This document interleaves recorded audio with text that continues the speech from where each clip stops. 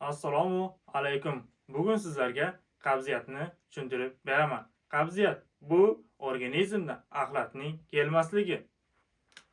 Qabziyat yuzaga keldimi, siz bemorda qanday jarayonlar kelishini va uning davosini bu video orqali bilib olishingiz mumkin bo'ladi. Buning uchun siz videodan uzoqlashmang. Qabziyatning asosiy sababi birinchi navbatda bemor kam suiiste'mol qiladi. Kam suiiste'mol qildimi, najosat kelmasligi mumkin. Bu normal holat. Ikkinchisi, kam harakat. Kam harakat holatida bemor bir joyda yotibdi, ko'p yurmaydi. Kam harakat holatida yuribdi. Bunda ham axlatning kelmasligi ko'rishimiz mumkin. Undan tashqari olishimiz mumkinki, ichak infeksiyalar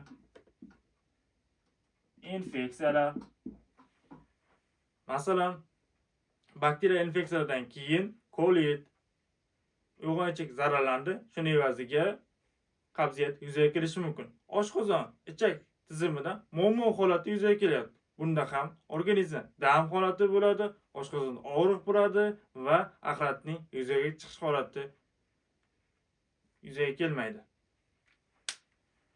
Va bunda qanday klinik belgilar yuzaga keladi? Klinik belgilar. Birinchisi, axlat chiqmayapti. Axlat deganda masalan 3 kun, 4 kun chiqmaydi bemordan. Siz suv iste'mol qilyapsiz, harakat qilyapti, lekin organizmda axlat chiqmayapti. Axlat yo'q. Keyingisi, dam bo'lish. Bemorda ko'proq gaz chiqish holati, oshqozon dam bo'lishi, oshqozonning og'riq holatini ko'rishimiz mumkin. Dam bo'lish,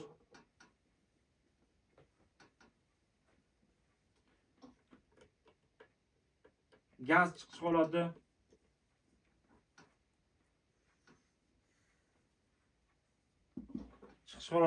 oshqozonda og'riq holatini ko'rishimiz mumkin.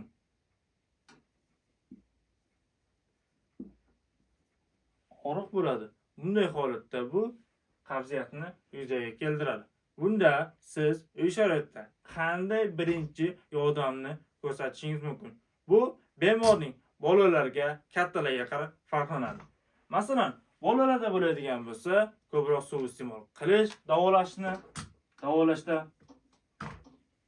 ko'proq suv iste'mol qilasiz va soat oynasiday massaj qilasiz. Ya'ni, masalan, bu kindik oladigan bo'lsa, soat oynasiday bu tomonga qaratib, yengil-yengil massaj qilasiz davosida bolalarda.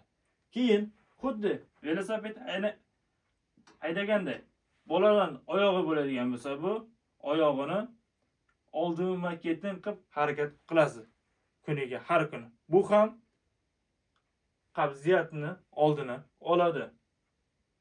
Endi dori-darmonlar bilan davolashni ko'radigan bo'lsak, birinchisi bu dori vositamiz Difalak.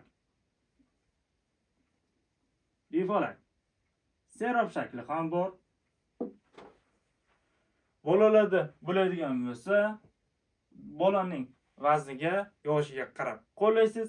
Kattalarda bo'ladigan bo'lsa, 10-15 berasiz. Millilitrini 2-3 mahal 5 kun, 7 kun berishingiz mumkin bo'ladi. 2 mahaldan 5-7 kun. Undan tashqari Picalax kattalarda qo'llashingiz mumkin.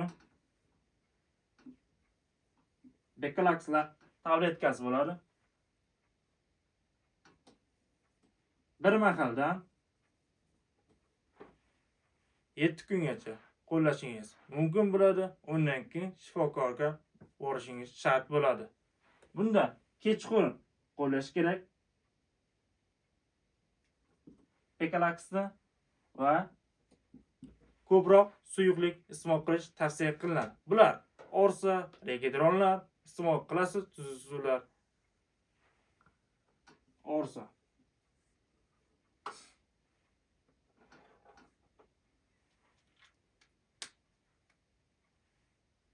Undan tashqari probiotiklar, tabletkalar. Bular bolalarda bo'ladigan bo'lsa, Linux Linux parashogi bo'ladi. Buni bitta parashokni, bitta paketni 2 mahal qo'llasangiz bo'ladi. Kattalarda bo'ladigan bo'lsa, o'sha kapsulaligi chiqqan hovuzida Linuxni 2 mahaldan ovqatdan oldin bolalar ham kattalarda 10-15 minut oldin siz 10 kun, 15 kun qo'llasangiz bo'ladi. Bu ichak mikroflorasini tiklash uchun juda ham yaxshi dori hisoblanadi.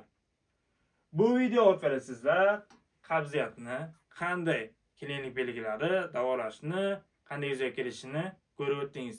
Video yoqqan bo'lsa, like bosishni unutmang.